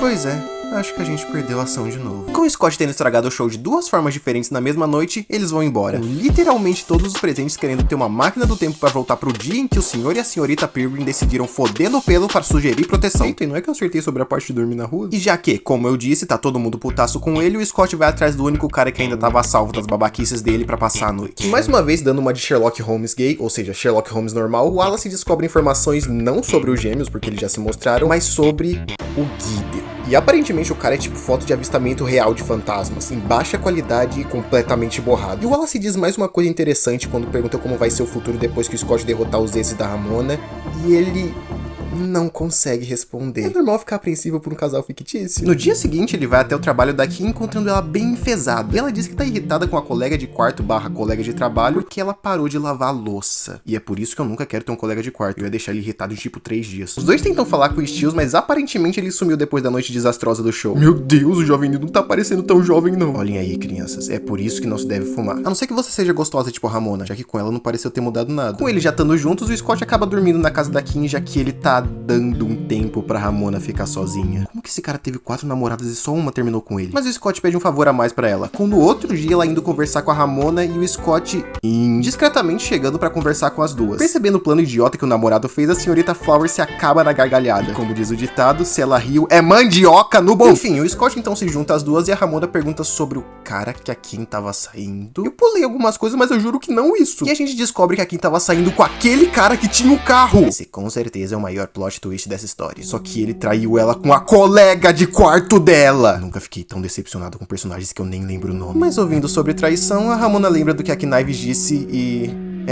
brilho. Pera, a Kim também vê? Eu achei que fosse algo que só o Scott via. Então, na verdade, tá mais pra... Só a Kim se importou pra questionar? Mas o brilho some antes deles conseguirem mostrar pra ela. Eles então chamam ela pra outra festa da Julie. Não aceita, por favor, não aceita, por favor. Droga, ela foi. Olha só, uniu já com outra garota. E ele fala que a Knives agora tá grudada com o Stephen, que faz sentido, ansiedade e ambos combinam. Indo pro Scott, enquanto ele sorrateiramente surrupia silenciosamente as bebidas da festa pra sua amada, chega a Julie com os 2 gêmeos.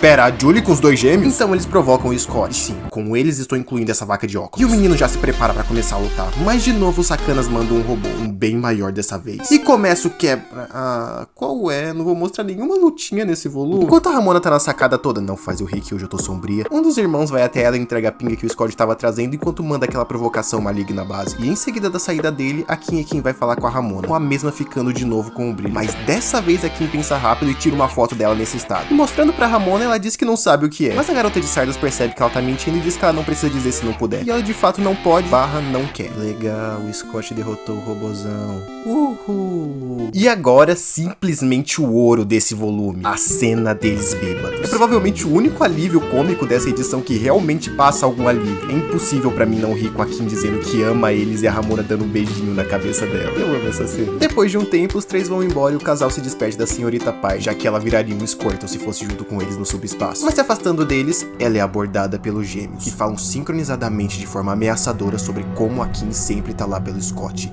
independente do que aconteça, de como ele é uma pessoa importante pra ela. E com esse olhar assustador, a cena é cortada pros 2 pardaizinhos se pegando. E depois do ato, inquieta, a Ramona pergunta se o Scott tinha traído ela com a Knives. E ele responde que não, que na verdade tinha traído a Knives com ela. Errado ele não tá. Então os dois discutem, com ele dizendo que tá tentando ser uma pessoa melhor e ela dizendo que ele não tá fazendo um bom trabalho agindo assim. E que ele provavelmente é só mais um futuro ex-maligno. Essa foi pesada. Mas por estar com a mesma energia de um universitário depois da 5ª noite virada, Scott apaga implorando pra que ela não termine com ele e prometendo que depois que ele derrotar os 3 exes malvados, finalmente tudo vai ficar bem. Mas no dia seguinte, quando ele acorda, ele se vê sozinho na cama. Em um horário que era pra ela estar em casa. Ai, meu Deus! Ai, ufa, ela tá só tomando banho. Chegou uma mensagem no celular da Ramona, será que é o Alan? Lendo a mensagem, o Scott descobre que a Kim foi sequestrada, indo imediatamente correndo pra salvar ela. E infelizmente a Ramona sai do banho depois disso e não escuta que ele tinha ido salvar a Kim, com até o infortúnio do celular descarregar bem na hora que ela ia ler a mensagem. Aqui podemos ver a Lady Murphy aplicada em seu extremo. E tirando a toalha da cabeça, não! Ela cortou o cabelo, que era uma representação ao longo dos volumes dela aos poucos se acostumando com as mudanças que a vida tava trazendo pra ela. Não! Mas indo pra luta, o Scott tá tomando uma sova. Primeiro por todo o abalo emocional com a briga com a Ramona e também pelo abalo físico por causa da ressaca fodida. E se torna ainda mais difícil quando os 2 arrombados lutam juntos ao mesmo tempo contra ele. Mas como bons vilões não atacam só o corpo, eles começam a tentar alugar um triplex na mente do Scott, revelando que o motivo dos 2 estarem na Liga dos Ex-Malvados é porque a Ramona traiu eles, colocando um contra o outro por estar com os 2 simultaneamente, dizendo como ela é hipócrita por estar magoada pela traição do Scott, mesmo já tendo feito o mesmo. Além de falarem sobre como ela veio fugida de Nova York do trabalho que ela fazia pro Gideon, de como ele tá lutando de forma vã pela pessoa errada. O Kyle e Ken podem não ter carisma como os outros exes, mas em presença vilanesca, esses vagabundos dão aula. O pobre Ruivo até tenta retrucar, tanto em palavras quanto em golpes, mas não consegue. Enquanto isso, a Kim fica completamente desesperada, tentando motivar o Scott, pedindo pelo amor de Deus que ele salve ela, mas assim como a luta dele é em vão. Até que a Ramona manda uma mensagem dizendo que tá preocupada com o Scott e... essa cena verdadeiramente aperta meu coração. Usando a mentira que a Ramona mandou uma mensagem e que tá muito preocupada com ele, nosso gadão guerreiro retorna às forças e contra-ataca com força total. Finaliza dizendo que o Gideon é o próximo. Que final de luta tragicamente maneiro. Depois de tirar a Kim da gaiola e certificar que ela tá bem, ele corre de volta pra casa. Subindo afoito pro quarto, ele encontra a Ramona, brilhando mais intensamente do que nunca. Ele fala que acabou com os gêmeos e mesmo com tudo que ele escutou, ele não se importa, porque ele ama ela. A ela de agora. Mais do que ninguém, ele acredita que todos podem mudar. Não só a Ramona, mas como ele também. Porém, nesse momento, a Ramona não é capaz de acreditar nisso. Não é capaz de acreditar em si mesma. E agradecendo pelos bons momentos que tiveram, em meio a um clarão, Ramona Flowers desaparece, deixando só um envelope escrito Gideon. Scott então começa a procurar por ela pela casa, mas durante isso o gato dela acaba fugindo. E no desespero, Scott fecha a porta e ela trava, só que ele tava sem as chaves. Então de novo ele virou sem teto, voltando a pernoitar na casa dos amigos dele, com direito a uma pequena aparição no espelho daquela figura sombria idêntica a ele, a gente conhecendo o namorado do Wallace chamado celular. De novo, eu não me importo com o que tá escrito e sim com o que o meu coração lê. E também com a Kim dizendo que vai voltar pra cidade antiga dela. E de fato ela volta, com o Scott pedindo desculpas pra ela como despedida. E também o Scott fica tentando atrair o gato da Ramona de volta. Sei lá, provavelmente ele pensa que se conseguir trazer o Gideon gato de volta, a Ramona também volte. Algum tempo depois, a família do Scott dá um lugar pra ele ficar, com a gente pela primeira vez vendo o pai, a mãe e o irmão dele, com o irmão levando uma voadora porque o Scott achou que ele era o Gideon por causa do óculos. Mas agora sozinho em todos os sentidos, finalmente ele decide abrir o envelope com o nome do Gideon, vendo que tem uma carta da Ramona pro Gideon pessoa, não o Gideon gato. Na carta dizendo que não era pra ele procurar por ela porque ela não ia voltar. E depois de ler a carta, o Scott fica confuso, já que a carta não foi enviada. Mas os questionamentos dele são interrompidos quando o telefone toca. E atendendo é um cara dizendo sobre querer dar um oi pra mostrar que não é um cara tão ruim. Só que assim como eu, a interpretação é um fraco de Scott Pilgrim. Então o cara manda real e diz que é o Gideon, deixando bem explícito que ele ainda tá atrás do Scott. Esse volume foi intenso. Também pudera, afinal é o penúltimo. E agora a gente vai pro final da história dessa HQ. A hora da verdade. Ou talvez hora de entrar em depressão profunda, porque é basicamente assim que o Scott tá nesse volume. Mas antes de ir pra história, eu necessito de comentar sobre a evolução de arte desse trecho. Só em comparação de capa, já dá pra ver o quanto o Brian Lee evoluiu ao longo da publicação. O primeiro volume, o traço sendo bem similar ao do primeiro trabalho dele, mas ao longo das edições indo gradativamente mudando, com os capítulos finais do volume 3 sendo a divisão pra um novo estilo a partir do volume 4, que é, falando de novo, lindão. Pessoalmente, a sequência do Poder do Amor, mesmo sendo meio simples, me arrepia. Mas eu falo mais disso depois. Agora, na história em si, todo o baque do sumiço da Ramona junto da inevitável vinda do Gideon faz, como o nome do primeiro capítulo dessa edição diz, as coisas pararem. Com o Scott estando há aparentemente meses nesse estado de ficar dentro de casa só jogando, tendo de alguma forma algum fio de esperança que ela vai voltar. Mas o volume em si começa com um sonho, que pela primeira vez não é invadido por ninguém. A não ser que você conte o Gideon ameaçando ele, hahaha. Mas obviamente não é o Gideon de verdade. Com certeza. Mas já na realidade, o Scott é visitado pelo Wallace, que tentando tirar ele dessa fossa, aconselha ele a transar. Quem dera se todas as coisas se resolvessem com sexo. Enfim, o Stephen também vai visitar nosso garoto depressão, dizendo que quando ele quiser, ele pode voltar a trabalhar, mesmo tendo largado o trabalho por meses. Acho que vou testar isso se algum dia eu tiver um emprego. Mas ele também conta que agora tá com uma nova banda, na qual o Scott não faz parte, decretando assim o final da sexo no útero do Bob.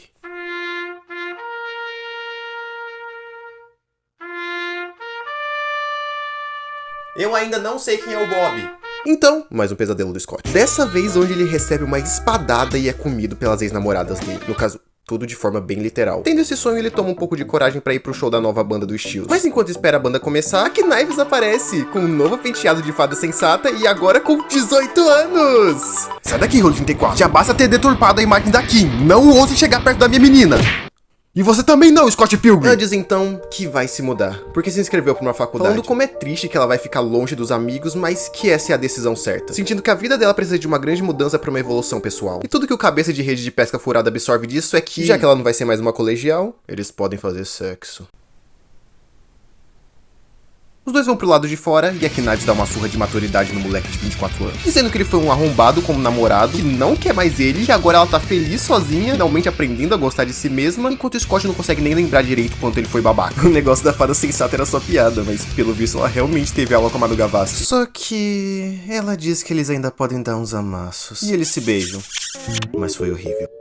Pra todos, inclusive pra você. Não, ironicamente, essa cena é muito boa. Corta então pro Scott em uma festa de aniversário de uma tal de Sarah Jane. O que ele tá fazendo aqui? Mas nessa festa, além de encontrar o jovem Neil que dá a notícia mais feliz da minha vida em tipo 15 anos, também está presente a nossa vaca favorita. Com o Neil sugerindo pro Scott dar uma zoada na cara da corna. Que coisa feia. Gabriel vai me matar por ter chamado ele de chifrudo. Mentira, ele nem liga, ele é corno manso. E quando ele vai fazer isso, a Envy já encara ele putaça. Pero no realmente. Já que em seguida ela diz que é bom ver ele de novo, fazendo o Scott não saber como reagir ela não sendo nojenta. Enfim, no outro dia ela liga pra ele às 2 da manhã, chamando ele pra um café. Lá com os dois conversando até sobre como ele pinta ela como vilã, sendo que nem ele era um exemplo de namorado também. O que na verdade faz bastante sentido, já que a gente só viu a história pela perspectiva do Scott, que já se provou com uma memória extremamente seletiva. Só que essa saída que eles deram, por algum motivo, faz o cara pensar que a Envy quer voltar com ele. Mas o Wallace joga real. Real até demais. Para, o Wallace, ele já tá morto. Bom, naquela noite, chegando em casa, o Scott ouve uma mensagem daqui na caixa postal, onde ela diz como tá sendo chato morar lá e pro Scott parar de ser frouxo e deixar de lado a depressão dele. Seria esse um tratamento desconhecido para a depressão? Puta merda, o Gui deu um gato! Alegria! Não pro gato. No dia seguinte, de novo o Scott e a Envy saem juntos. E de novo a Envy age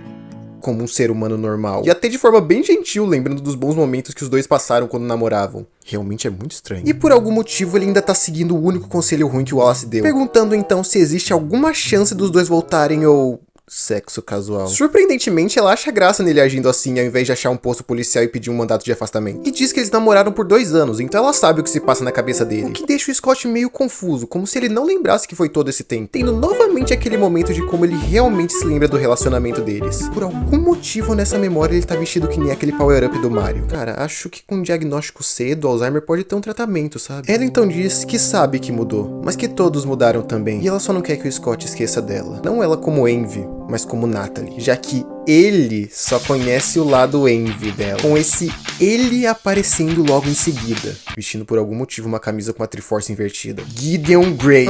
O Scott fugiu. Acho que eu apresento o Gideon depois, então. Então, como um bom ex-colega de quarto, o Sr. Wells, de forma delicada e nada invasiva, manda o Scott pra visitar a Kim com a ideia dele dar uma parecida. Lá a gente conhece os pais da Kim, com a mãe dela bombardeando o moleque de perguntas e o pai dela soltando essa frase linda depois da Kim mandar a mãe parar de amolar o Scott. Enfim, a Kim decide levar ele pro meio do mato seguindo a recomendação do Wallace dele ter um período sabático selvagem, seja lá o que essa palavra signifique. Mas provavelmente agora eu tô colocando bem grande no meio da tela porque a minha edição é extremamente previsível. No caminho, eles conversam um pouco sobre como o Scott não se sente um adulto ou acha que tá preparado pra ser um, com a Kim dizendo que ele só precisa de prática. Além dela também agradecer pela visita, já que tava ficando um saco ficar por lá. Assim, o Scott pergunta do porquê ela tá lá então, com a Kim dizendo que quando ela souber ela responde. Aí o Scott mete um beijaço nela, que por alguns segundos realmente cede ao velho sentimento que ela tem renegado desde o colegial, mas logo retornando ao bom senso e se afastando, fazendo ficar confuso, porque pra ele era óbvio, ela tinha esperado por ele esse tempo todo, sempre sendo a constante na vida dele, algo simples que eles sempre nutriram. Só que a Kim pensa diferente, ou melhor, lembra diferente. Ela pergunta se ele não se lembra de como realmente tinha sido os dois juntos no colégio, apontando como não foi só uma relação descomplicada que acabou por um motivo externo bobo. Na verdade, na época em que ele ia se mudar, o Scott nem chegou a contar isso pra Kim, que acabou sabendo pela Lisa. Além de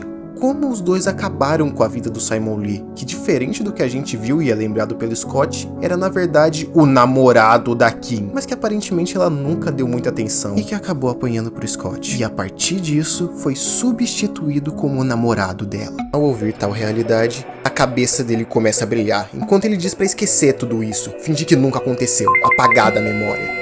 Só que nesse momento, olhando pra dentro da floresta, aquela figura doppelganger do Scott aparece, sendo chamada pelo próprio de Nega Scott.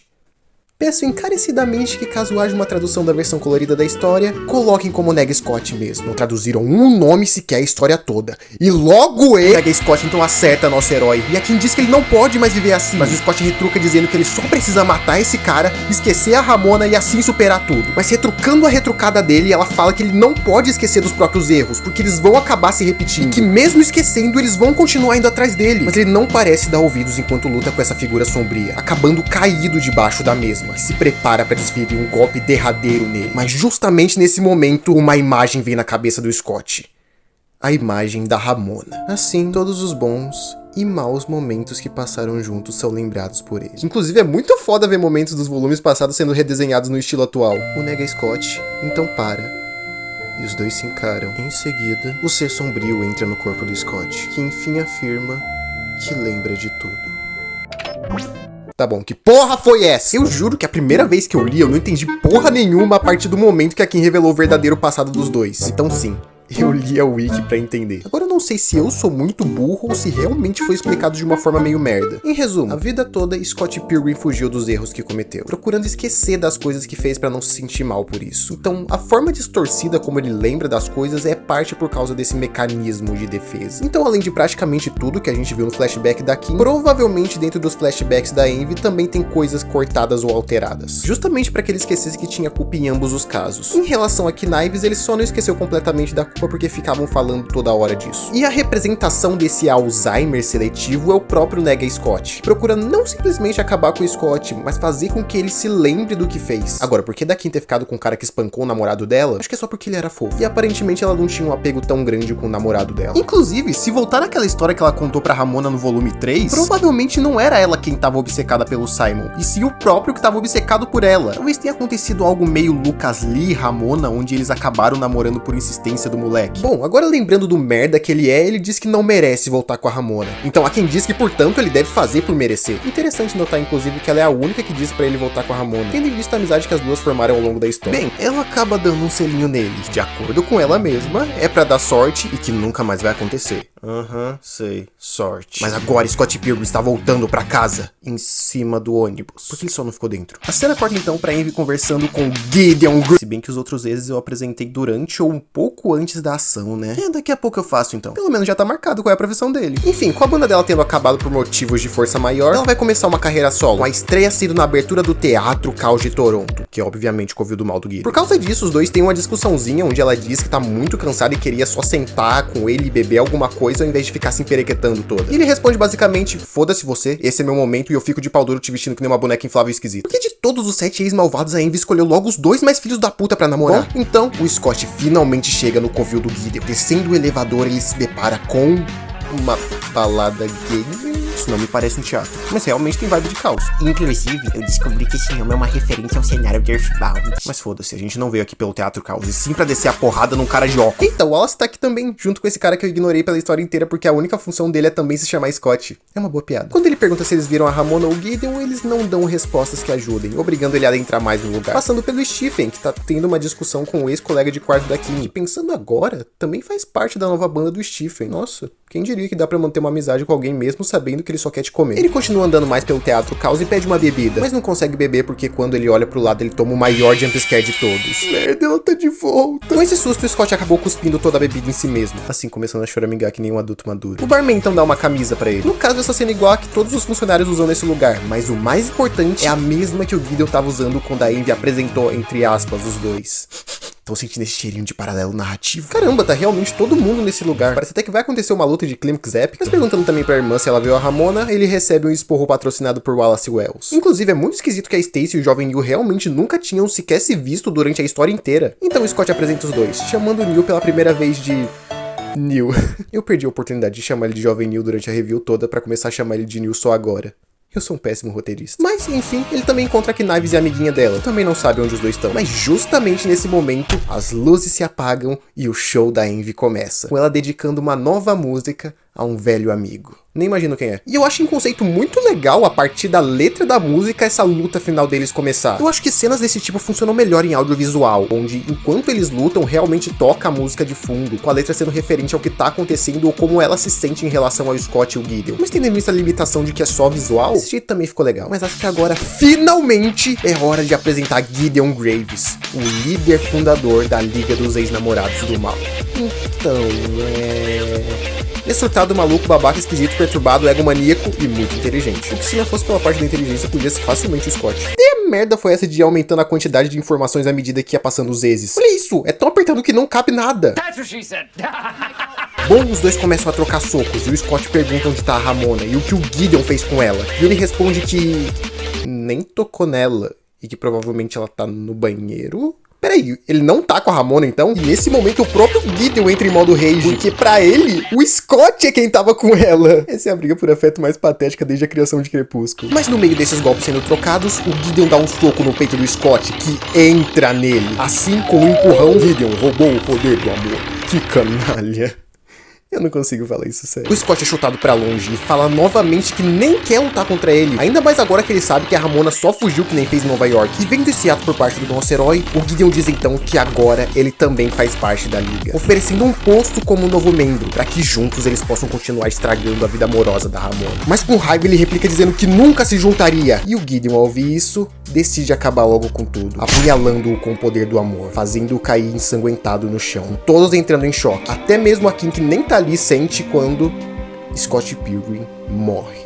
Acho que é isso, tem tipo umas 3 páginas em branco depois, então acho que me precipitei, calma aí. Entendendo que foi de Mega Man pisando no espinho, o Scott resmunga frustrado, até que alguém manda ele calar a boca, dizendo que esse é só mais um sonho idiota dele. Esse alguém sendo Ramona Flowers. Os dois então conversam, ela se desculpando por ter ido embora, dizendo que ficou confusa com tudo o que tinha acontecido, precisando ir em busca de si mesma ou algo do tipo, mas que não queria deixar ele confuso também. Mas ele responde dizendo que acabou ficando confuso por causa disso, porém fica feliz que pelo menos ela voltou por ele. Só que ela responde que ela não voltou por ele, e sim por si mesma, não querendo mais ser a pessoa que sempre vai embora e abandona os outros, e também pra olhar nos olhos dele e se desculpar, admitindo que ele definitivamente não liga. Mas ela ainda tenta continuar se desculpando por ter sido uma namorada horrível e uma completa imbecil, e de novo o menino interrompe beijando ela. Quieto, fogo no cu, Pilgrim! Ela diz pra ele ficar quieto, mas ele só fala que deve ser só um sonho mesmo, então foda-se, modo sexo ativar. Só que ela diz que mentiu, e na verdade ele tá morto sim.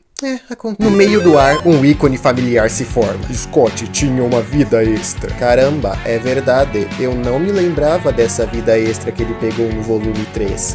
Minha nossa, estou tão surpresa. Após copiar a façanha do meu mano Jesus Cristo, ele também copia a própria mãe ao ter uma mulher saindo de dentro de si. Com a Ramona aparecendo, o Gideon resolve voltar pro plano inicial dele, descendo uma máquina com várias mulheres congeladas, que de acordo com ele, são suas ex-namoradas. Ele botou em estado de coma criogênico, esperando pra um dia todas juntas saírem com ele. Agora eu não sei se ele quer dizer que ele vai realmente sair com todas ou se ele vai, tipo, fundir elas em uma só. Mas independente, esse cara é doente! Tu sabe que não bate bem quando um vilão do Batman faz a mesma coisa que você, mas de forma menos psicótica. Enfim, a ambição dele é fazer a Ramona ser a última danoninho Ice dele. Então ele atira um Kamehameha que desintegra e mata todo mundo. Brincadeira, só faz com que a cabeça de todos comece a brilhar? Então o brilho vem dele? Scott, ainda meio puto com tudo que a Ramona fez ele passar pra ter ido embora depois, discute com ela com aquele papo de quem disse que isso é problema meu? Ficando ainda mais irritado por tá brilhando. Assim, o Gideon aproveita dessa instabilidade emocional dele pra ficar atacando e torturando o Scott. Nesse momento também dizendo sobre como ele começou a liga, fazendo um post em um site de vagas de emprego. Só que ele não esperava que realmente fossem aparecer candidatos, com ele perguntando que diabos de pessoa namora tanta gente do mal e apontando ela como denominador comum de todos esses casos, sendo como a desgraça que acabou com a vida de todos eles e fez eles tomarem esses atos. A Ramona então pergunta que, já que ela é tão horrível como ele fala, por que caralhos ele quer ter ela de volta? Afinal, nem na relação deles ele dava muita bola pros dois, só tendo se importado quando ela foi embora. Frase essa que deixa o Gideon em choque, já que não condiz com as memórias distorcidas que ele tem. Olha só, será que tem um Nega Gideon também? Quando confrontado com a realidade, de novo ele surta atacando o pobre afiador de lâminas humano, que pergunta se a Ramona tem alguma ideia, com ela respondendo que só de sempre. Nem Zé Costinha, filho da puta. Ela cai no chão agonizando, enquanto Gideon parece achar muito intrigante toda a situação, falando que ela tá usando o brilho pra entrar no subespaço, assim fugindo por lá. E quando Scott representa novamente o leitor, ele explica que o brilho tem o poder de fechar alguém dentro da própria cabeça, a deixando com seus próprios demônios, funcionando como um amplificador de sentimentos ruins, com depois da pessoa ter sido afetada, não existindo mais uma cura. E que foi através dessa que ele chama guerrilha emocional que ele ficou milionário. E como a Ramona se odeia tanto, ela conseguiu se fechar o suficiente dentro da própria cabeça para acessar uma rodovia subespacial dentro de si própria. Admito que essa é outra parte que eu não entendi de primeira, mas nesse caso eu tenho noção que é só porque eu sou burro mesmo. Inclusive, vocês já devem ter reparado que além de piadinhas, tipo veganismo, os poderes também são metáforas a sentimentos, situações que existem, relacionamentos e coisas do tipo. E eu realmente queria entender qual é exatamente a metáfora do brilho. Chutar depressão em 2010 é forçar demais a barra? Enfim, a gente corta para um flashback tanto de como a Ramona conheceu o Gideon, tanto de como ela foi embora. Então, no presente, ela diz sobre como o relacionamento dos dois foi basicamente um experimento doentio que ele fazia com ela, tendo tido ela como cobaia pro brilho justamente por ter percebido que ela já tinha traumas passados quando os dois se conheceram, mas com o tempo se apaixonando por ela. Quer dizer, mas com o tempo começando a vê-la como propriedade exclusiva dele, podendo até literalmente entrar na cabeça dela, isso sendo representado pelo brilho. Ouvindo isso, o Scott tem provavelmente o maior ato de inteligência por parte dele ao entrar na bolsa subespacial e usar ela de caminho até dentro da cabeça da Ramona, onde ele já tinha estado antes e onde o brilho / Gideon tá mantendo ela de refém. Então fala umas baboseiras sobre ele ser o todo poderoso dentro da cabeça da Ramona e sei lá o que, e o Scott corre contra ele, que vai crescendo e ficando marombaço. Porém, nosso diminuto herói usa seu ataque especial de cabeçada nessa forma gigante, assim dividindo um pouco do brilho com ele, fazendo-o ficar na forma real. Ah, e ele também dá esse pose de super-herói ultra maneiro. Só que o brilho não causa nenhum outro efeito além de diminuir o Gideon, já que, como ele mesmo diz, ele tá fechado na própria cabeça desde que nasceu. Que isso, cara? Quer um abraço? Então, ele corta o Scott no meio, mas ele não morre, provavelmente por estar dentro da cabeça da Ramona, onde não necessariamente as coisas são muito reais, né? Por outro lado, nesse momento, a Ramona de dentro da cabeça sorri. Mudando de roupa, ela quebra as correntes, tomando o controle de si mesma. Ela confronta o Gideon e diz que pode até ter uma parte dela que é dele, mas que as outras já se cansaram. Aí, em menor número, o Gideon só aceita. Mentira, ele vai matar o Scott. Porém, a Ramona manda os 3 pra fora da cabeça dela e se põe na frente do golpe junto de sua bolsa, que é cortada no meio e começa a expelir tudo que tinha dentro dela, arrancando o Gideon pro chão. Então pega a espada cravada nos restos mortais de sua bolsa, empunhando-a. Assim, Ramona conquistou o poder do amor. O poder do amor curou suas feridas. Ai, quem dera todas as metáforas fossem fáceis assim de entender. A Ivy até tenta ver se o Gideon tá bem, mas ele é grosseiraço com ela. Vendo essa cena, o Scott se lembra de todos os momentos onde ele também foi assim e as consequências que isso trouxe, percebendo naquele segundo como todos os relacionamentos dele foram horríveis por causa da própria babaquice, assim se vendo no Gideon. E justamente por causa disso,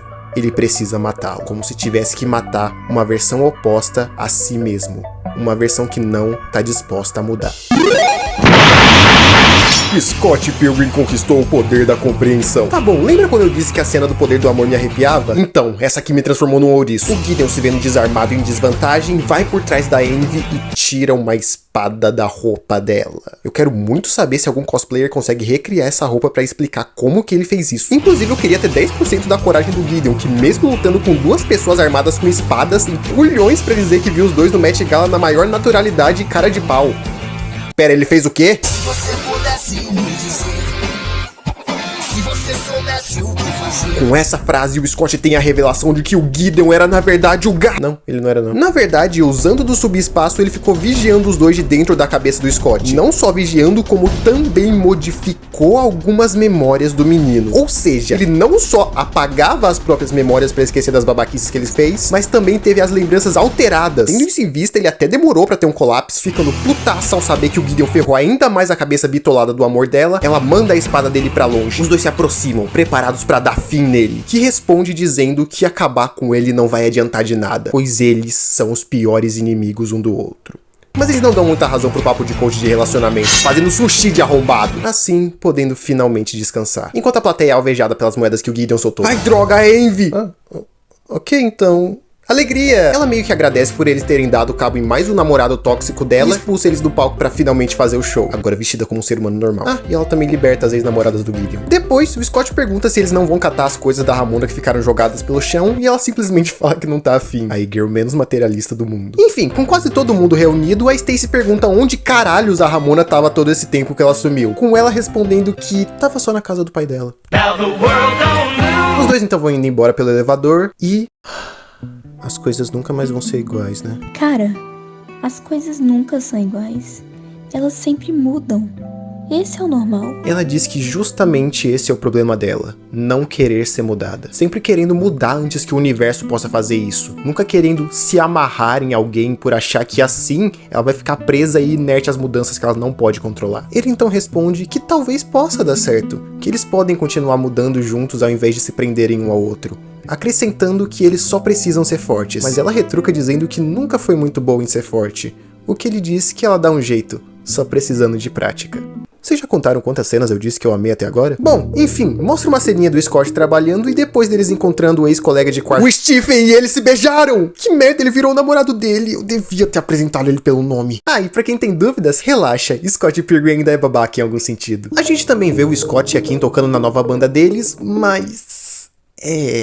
o Steels que era o talentoso do grupo. Mas mesmo sem mais fãs, eles ficam de boa, já que obviamente os dois sempre quiseram apenas se divertir tocando. A Knives se despede do seu primeiro, e provavelmente mais destrutivo, amor, dizendo que ele sempre vai ser o Clash at Demon Head dela. Acho que nem traduzindo essa frase faz sentido. Mas então, na mesma escadaria do primeiro encontro, Scott e Ramona se encontram, se perguntando basicamente, e agora?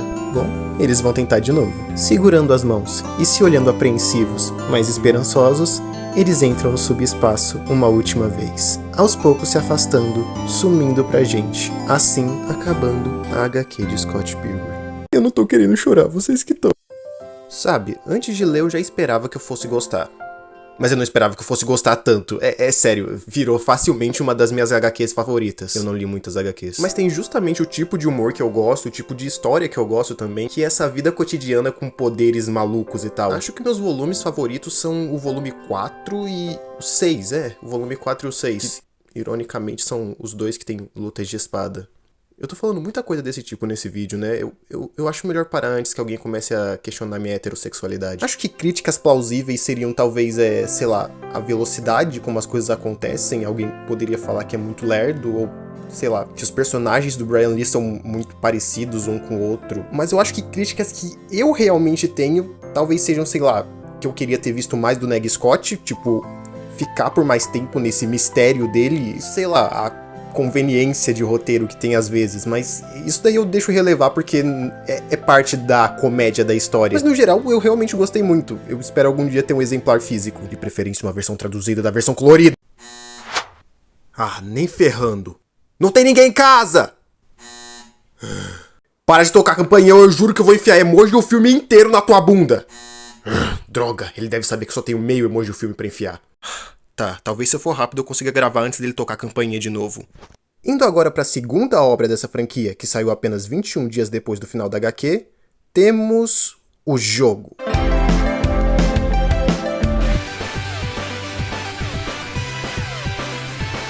Ai, o que eu posso falar desse jogo que eu nem joguei? Agora você deve estar, ai, como assim? Que péssimo youtuber, nem se prestou a jogar o jogo. Eu tentei, eu juro que eu tentei. Mas primeiro, sendo um jogo da Ubisoft, o preço já não é muito camarada. Quem falar que R$60 não é caro, eu vou meter um tabefe na tua... E mesmo que fosse 50 centavos, eu não ia conseguir comprar porque eu sou dependente financeiro inútil. Mas felizmente, meu grande amigo Gabichu, que fica parecendo que é meu único amigo porque eu só falo dele nesse canal, me deu o jogo de presente. Só que...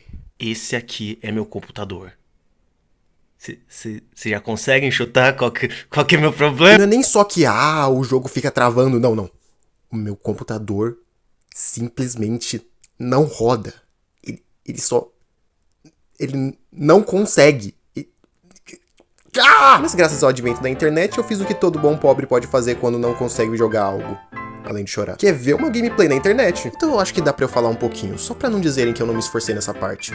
Que é um pouco verdade, mas não vem ao caso. Acho que a primeira coisa que eu preciso dizer é que esse jogo originalmente saiu em 10 de agosto de 2010, mas por causa de direitos autorais de música, ele ficou alguns anos indisponível. Pensando agora, acho que não foi uma boa ideia usar uma das músicas como transição, né? Só que nessa nova versão que eles chamam de edição completa, já vem incluído os dois personagens de DLC que tinham na versão antiga do jogo, sendo eles a Knives e o Wallace, que é bem maneiro da parte da Ubisoft, já que eles podiam ter só relançado o jogo base e ter vendido de novo as DLCs, mas não fizeram. Pelo menos uma pra Deus, né, Ubisoft? Bom, o jogo em si é um beat'em up. No caso, aqueles jogos onde você anda pra frente descendo a porrada em todo mundo que aparece. Eu não joguei muitos do gênero, mas comparando o que eu vi na gameplay com o que eu joguei recentemente, ele parece bem decente ser um beat'em up. Tem combinho, número de personagens razoável, inimigos com mecânicas meio diferentes às vezes, o básico, mas bem feito. E claro, eu preciso pagar pau pra quanto a arte desse jogo é lindinha demais da conta. Os personagens têm uma animação ultra carismática que passa muito bem a personalidade de cada um, com movimentos até que replicam coisas da própria HQ. Os cenários de fase também são lindinhos demais, sempre sendo uma referência à história original também. E até mesmo os NPCs que ficam de fundo reagem se você soca muito perto deles. Algum dia eu vou jogar esse jogo